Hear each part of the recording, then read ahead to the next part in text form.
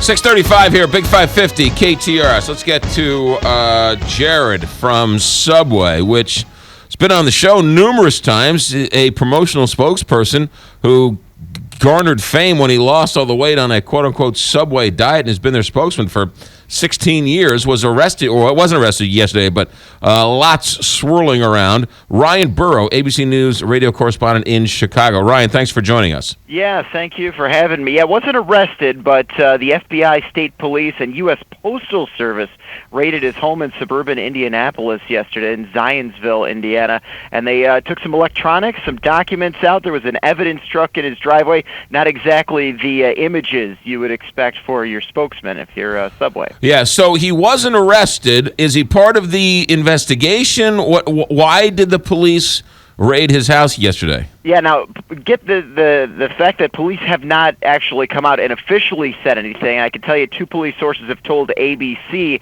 that this case is linked to 43-year-old Russell Taylor, who is an executive with the nonprofit Jared Foundation, set up by Jared Fogle.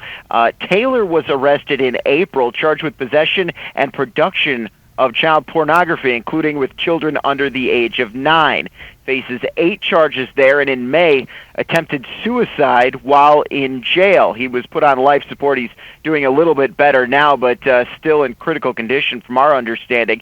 Now, Subway came out immediately after the raid and said that the raid had to do with an investigation of Russell Taylor. We know that the grand jury was given an extension, or prosecutors, I should say, were given an extension to present evidence to the grand jury before August 3rd. So it appears, in all likelihood, that this raid was in relation to the case against Russell Taylor. We don't know how or if Jared Fogle was involved in any way. I guess that's what the agents are trying to figure out themselves. Don't you find it odd, though, Ryan, and I don't want to implicate Jared by any means, but that they could have done this 3 months ago when they were initially investigated the other guy? Absolutely. It seems strange, too. It happened around 6:30 yesterday morning. They rushed into his house and, kept him out while they went inside. Now, his attorney says that he's fully cooperating. He wasn't detained. He was taken by his attorney off to a separate area. We assume the attorney's office. If this was something you think that he would have forked over willingly, I don't know why a raid would have been necessary. There's a lot of questions, no doubt about that. Yeah, the police could have gone in. They didn't need to do it. That's clearly a public display, going in with all of the sirens and the people and you said, And Fogle said back in September, Jared that is, said back in April, that he was severing all ties with Russell Taylor, and with the Taylor was severing all ties with the nonprofit. So, it seems like back then the relationship was over. I don't know why it took 2 months for this to all happen. Now, Subway and Jared released a joint statement? I've only got a statement from Subway. They said initially they were shocked by the news and said that it was in relation to Taylor, and then yesterday afternoon announced that it was suspending its relationship with Jared. As you mentioned, that's a 16-year relationship, over 300 commercials done for Subway. I think everyone pretty much knows Jared just by his first name, Jared, right?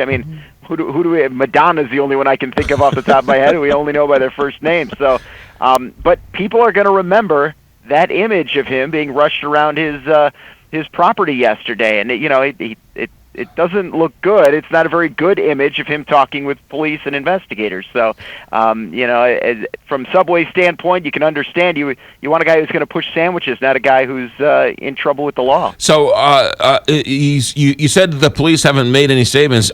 Is there a timeline when they might make a statement, or when the next shoe might drop in this story? No, the date that we're looking at right now is this August 3rd, when the grand jury extension was. That's the new deadline for the grand jury extension. Perhaps at that point we may learn more information, but for the For the time being, prosecutors are keeping their mouths closed, and every agency's kicking the media over to the next agency, which is kicking the media over to the next agency. So we don't have anything formal from them yet. In terms of Subway, it isn't like they did anything wrong, but your point is that you certainly don't want a corporate entity that is connected with this in any way, shape, or form.